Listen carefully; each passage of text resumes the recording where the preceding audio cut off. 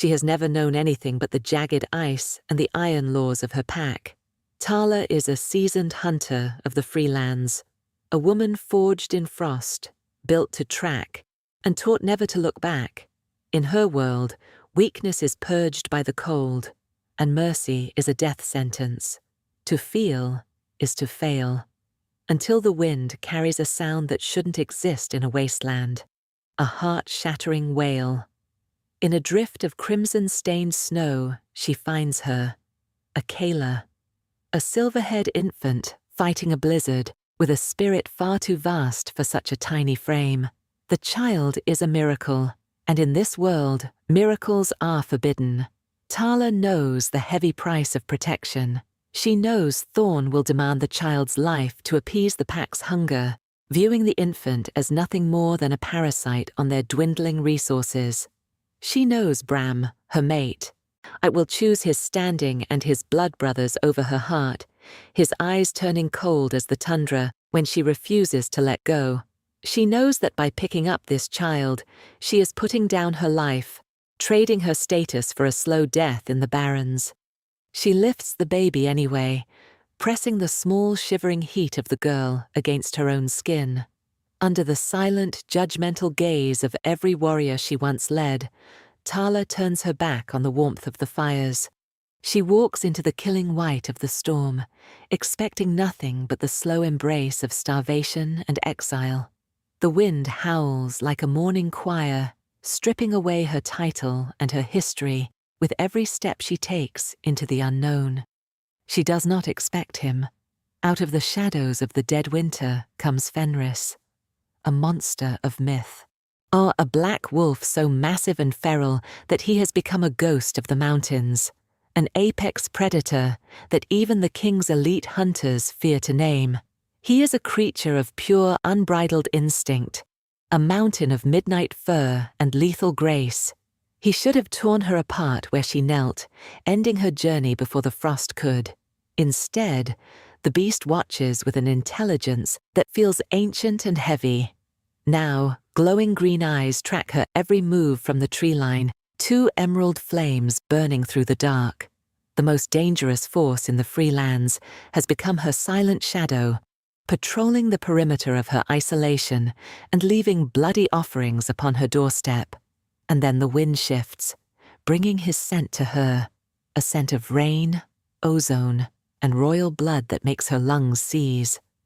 Because the terrifying beast at her door smells exactly like the royal child she saved from the snow, a scent that whispers of a throne left empty and a father who has forgotten how to be a man. The wind howled like a dying god as Tala pushed through the heavy furs of the longhouse, the freezing air of the freelands clinging to her like a second skin. In her arms, the bundle stirred. She had wrapped the child in her own cloak, pressing the small shivering heat of the infant against her chest to keep the frost from claiming the last of its breath. The central fire pit roared, casting jagged shadows against the faces of the pack. At the head of the circle sat Thorn, his scarred features hardened by decades of brutal winters. Beside him stood Bram, Tala's mate. Nishi looked to him for a glimmer of the warmth they had shared only that morning, but his eyes were as flat and cold as the valley floor. "You return late, Tala," Thorn's voice rumbled, heavy with authority. "And you return empty-handed. Where is the meat for the stores?" Tala didn't flinch.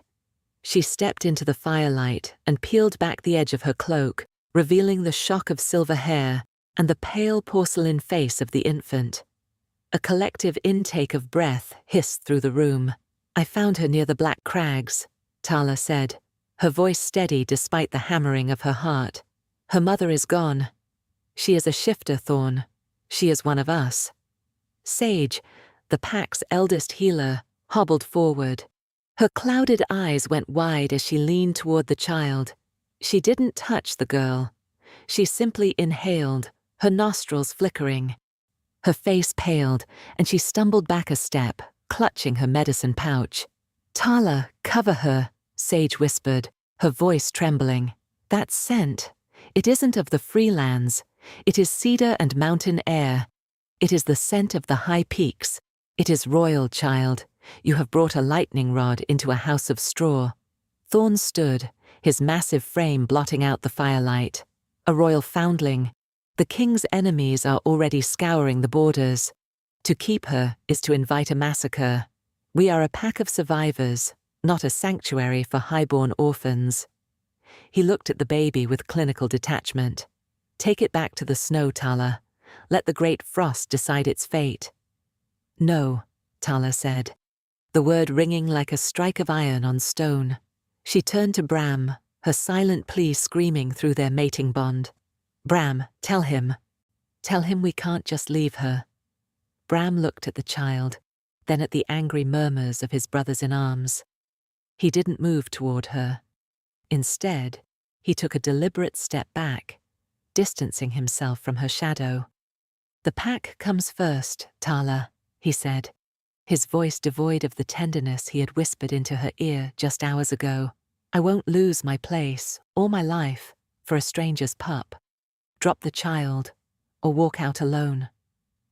Tala looked at the man she loved, then down at the tiny hand grasping her tunic. The choice wasn't a choice at all. It was an ending. She tightened her grip on the child and backed toward the exit, the warmth of the fire already fading from her back. The heavy furs of the longhouse entrance swung shut behind Tala, muffling the warmth of the fire, but not the cold finality of the words spoken inside. She stood in the biting wind, her fingers trembling as she readjusted the silver-haired infant against her chest. Behind her, the door creaked open again. She didn't have to turn to know it was the pack. Thorn stepped out into the moonlight, his face a mask of granite. He carried a ceremonial obsidian blade, its edge blackened by soot. This was not a hunt. It was a purging. Tala of the Freelands, he announced, his voice carrying over the howling gale to the warriors gathering in a semicircle. By choosing the stray over the strength of the blood, you have unmade yourself. You are ghost, you are shadow, you are prey. He stepped forward and made a swift, shallow cut across the leather of her shoulder guard, severing the sigil of her rank. The piece of hide fell into the snow, looking like a dead leaf against the white. Tala's eyes sought Bram one last time. He stood among the trackers, his jaw tight, refusing to meet her gaze. He held his spear with a white-knuckled grip, already shifting his stance into that of a predator marking a target. The mating bond that had once been a hum of shared warmth in her mind snapped, leaving a jagged, aching void that made her gasp. Run, Thorn whispered, the word more chilling than a scream. You have until the moon hits the zenith before the territory becomes your grave. Tala didn't wait. She turned and sprinted toward the tree line, her boots sinking deep into the fresh powder. Behind her, the rhythmic pounding of drums began, the heartbeat of the hunt. She could hear the shifting of bones, the guttural snarls of her former friends as they took their four-legged forms. They weren't giving her a head start. They were giving her a chase. The forest was a blur of silver and shadow. Tala pushed her lungs to the breaking point, her breath coming in ragged plumes of steam. Every few minutes, a howl would erupt to her left, then her right. The classic pincer movement of the pack. They were herding her. She saw the familiar silhouette of Kyle, a tracker she had trained herself, leaping across a fallen log just yards away. He snapped his jaws at her heels, the predatory instinct overriding years of shared meals and shared battles. She reached the iron ridge, the jagged stone boundary that marked the end of the pack's reach. As she scrambled over the frozen shale, a spear hissed through the air, grazing her thigh before burying itself in the ice. She looked back to see Bram standing on a high outcrop, his arm still extended from the throw. He didn't look like a man in mourning. He looked like a hunter who had missed his mark. Tala plummeted down the far side of the ridge, sliding into the darkness of the unclaimed barrens. She was bloodied, broken, and alone. But as the baby let out a soft, defiant whimper against her heart, she knew the bond she had kept was stronger than the one they had severed. The cold outside was no longer a weather pattern. It was a predator, patient and absolute. Tala stumbled through the waist-deep drifts of the unclaimed barrens, her legs moving on little more than the memory of motion. Every breath she exhaled felt like shards of glass in her throat, and the infant against her chest had grown terrifyingly quiet. Akela's whimpers had faded into a weak, rhythmic huffing that Tala knew signaled the end. The child was starving. And in this frozen wasteland, there was no milk to be found, no warmth to be shared, but the fading heat of a dying woman's body. Tala's vision began to tunnel, the edges of the world blurring into a ghostly grey. She crested a small rise and saw it, a jagged outcropping of rock that offered a narrow, shallow cave. It wasn't much, but it was a reprieve from the wind. She crawled inside, her knees hitting the stone with a dull thud she couldn't feel. She collapsed against the back wall, pulling the furs tight around the baby. "Stay," she whispered, her voice a dry rasp. "Stay with me, little one." Desperation is a powerful catalyst for a shifter's biology. As Tala looked down at the pale, sunken cheeks of the royal pup, a primal, ancient instinct surged through her veins, a force far older than the laws of Thorn's pack. Her blood began to hum with an unnatural heat, the temperature of her skin skyrocketing until the frost on her cloak turned to steam. It was the mother bond, a biological miracle reserved for the rarest of shifts, triggered only when a life depended entirely on another. Her body, though she had never birthed a child, began to ache with a sudden heavy fullness. Pain flared in her chest, sharp and demanding, as her hormones rewrote themselves in seconds to ensure the survival of the species. When Akela let out a sharp, hungry cry, Tala didn't hesitate. She guided the small mouth to her breast, and the miracle was complete. The child latched on, and the warmth of life began to flow from Tala into the air of the high peaks. As the baby drank, the frantic pounding of Tala's heart slowed. The cave, once a tomb, began to feel like a sanctuary. She leaned her head back against the cold stone, watching the snow curtain the entrance. She was a traitor to her kind, and a ghost to her mate, but as she looked down at the silver-haired girl, who was finally falling into a deep, nourished sleep, Tala felt a surge of fierce, terrifying power. She was no longer just a hunter, she was a life-giver, and she would tear the throat out of anything, man, wolf, or god, that tried to take this peace from them. The sanctuary of the stone cave soon became a gilded cage of hunger. While the miracle of the mother bond had saved Akela from starvation, it was draining Tala's own reserves at an alarming rate. Her body was burning through its fat and muscle to produce the rich, life-sustaining milk the royal pup required. She sat in the dim light, her ribs beginning to trace lines against her skin, and watching the snow fall in an endless, hypnotic curtain. She was a hunter who could no longer hunt. To leave the child alone for even an hour in this temperature was to invite death, but to stay was to wither away. It was during the third twilight that the atmosphere shifted. The wind, which had been a constant screaming banshee, suddenly dropped into an expectant silence. The birds that usually braved the pine needles went still. Tala felt the hair on her arms rise, a primal alarm bell ringing in the marrow of her bones. She reached for her obsidian knife, her eyes scanning the edge of the tree line where the shadows were thickest. Then he emerged.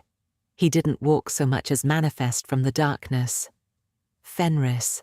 As the beast of the Freelands was larger than any wolf Tala had ever seen, a mountain of midnight fur that seemed to absorb the moonlight. His muscles moved like heavy silk beneath his coat, and his eyes were two burning emeralds that pierced through the gloom. This was the monster mothers used to frighten children into obedience, the apex predator that had supposedly torn through royal battalions. Tala pulled Akela closer to her chest, her knuckles white around the hilt of her blade. She expected a snarl, a lunging snap of jaws that would end their exile in a spray of red. Fenris stopped at the very edge of the cave's entrance. He didn't growl. He lowered his massive head, his nostrils flaring as he caught the scent of the child, and the scent of the miracle Tala's body was performing. For a long, breathless minute, they stared at one another, the banished woman and the feral king.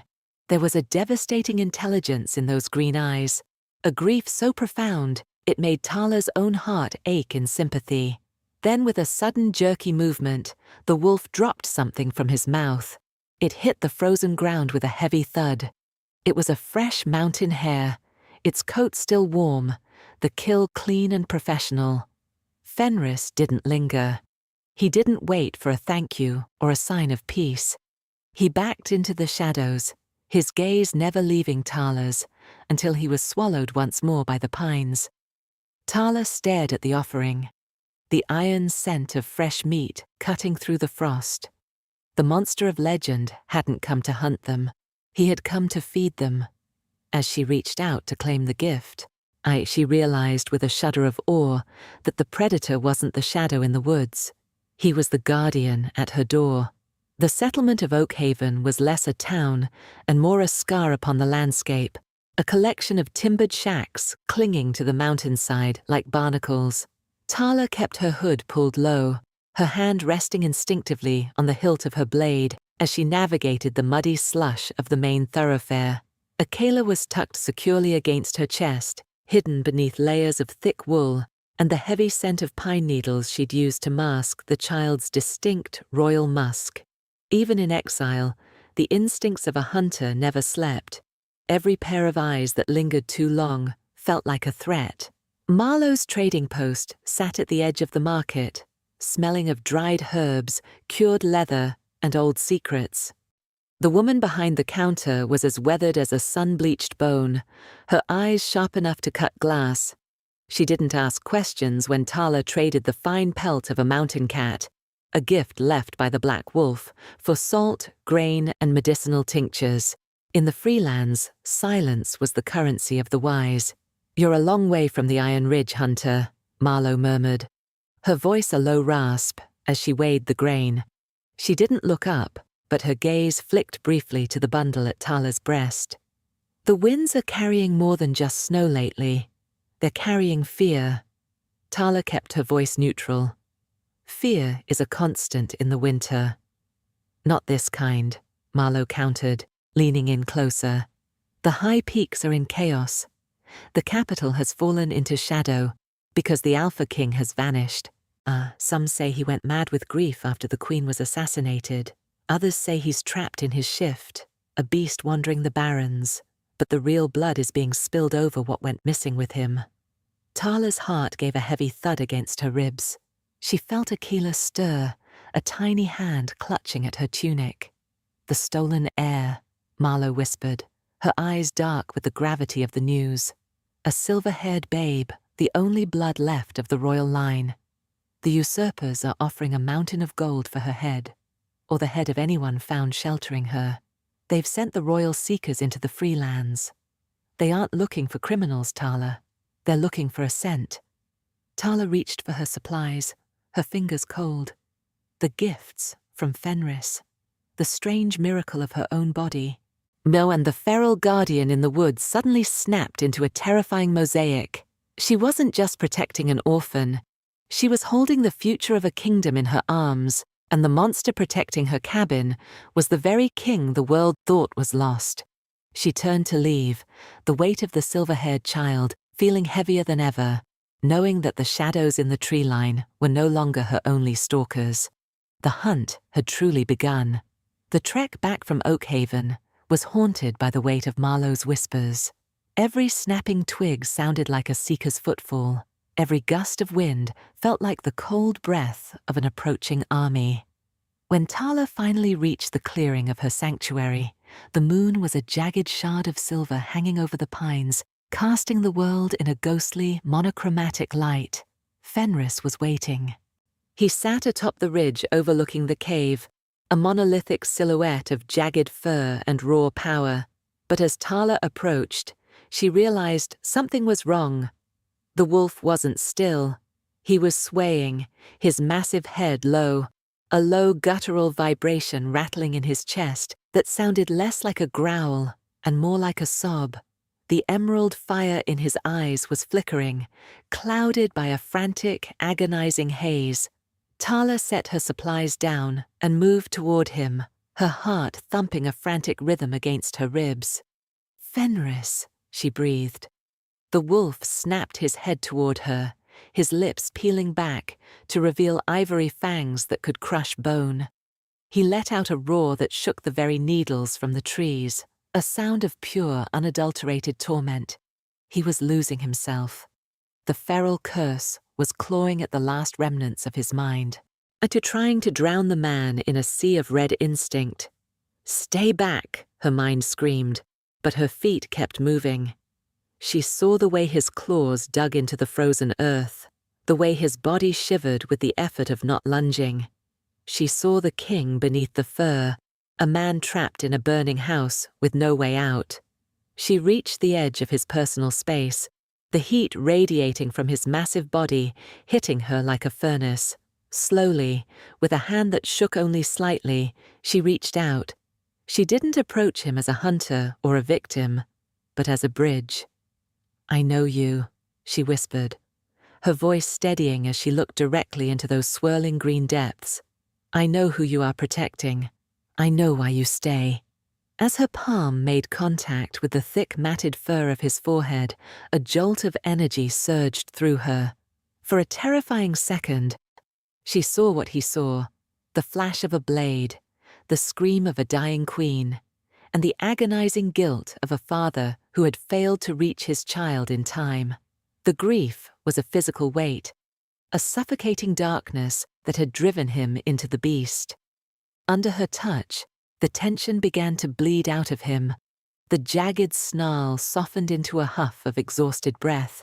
Fenris leaned his massive weight into her hand, his eyes closing as he let out a long, shuddering whine. In that moment of lunar stillness, the monster vanished.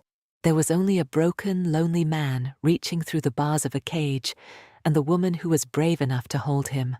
For the first time since the blizzard, the woods were truly silent. The peace of the mountain was shattered not by a storm, but by the rhythmic, heavy crunch of disciplined boots on frozen crust. Tala stood at the mouth of the cave, her senses heightening until the air tasted of iron and old betrayals. They came at dawn, a line of dark silhouettes cutting through the morning mist. She didn't need to see the banners to know who they were. She recognized the gait of the lead tracker and the heavy oppressive aura of the man beside him. Thorn and Bram had come to finish what they started at the Iron Ridge, but they weren't here for justice or pack law this time. They were here for the gold Marlowe had whispered about. "Tala!" Thorn's voice boomed, echoing off the jagged rock faces. He stepped into the clearing, his obsidian blade drawn and gleaming with a predatory light. "We know what you're hiding. We know the price on that silver-haired head. Hand over the pup. And perhaps we'll let you crawl back to the pack as a servant." Tala stepped forward, her obsidian knife held low, her body a shield between the invaders and the sleeping Aquila. "You'd sell a child to the usurpers, Thorn. You've traded your honor for a bag of southern coin." Beside Thorn, Bram shifted, his eyes darting toward the shadows of the tree line. He looked haggard, his face tightened by a greed that had replaced whatever love he once claimed to hold. "It's a mercy, Tala," he spat, though his voice lacked conviction. "The Seekers are coming. If we don't take the girl, they'll burn the entire territory to find her. Give her to us. Let the pack survive."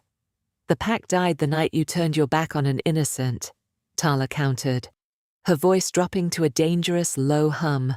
The warriors began to fan out, not a familiar pincer movement designed to trap prey against the stone. Bram raised his spear, the tip trembling as he aimed it at the woman who had once been his mate. The tension was a cord stretched to the point of snapping.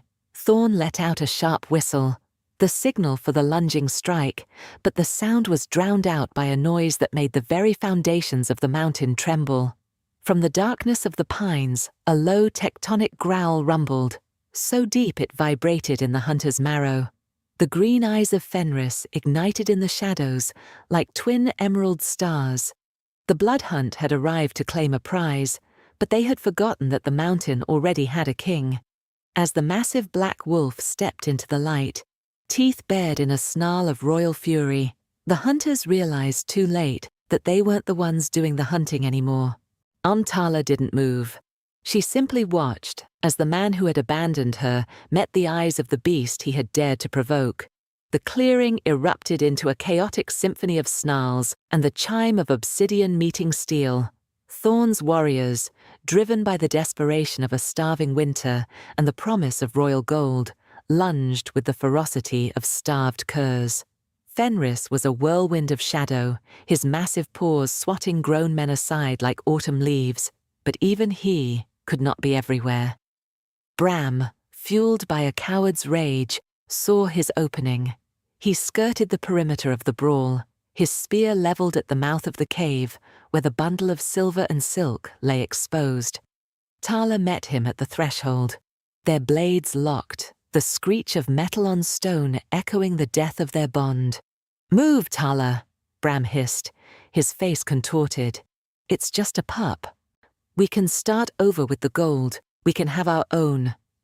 "She is not a pup," Tala roared, shoving him back with a strength born of the mother bond. "She is the future you are too blind to see." Inside the cave, the commotion finally pulled Akela from her slumber.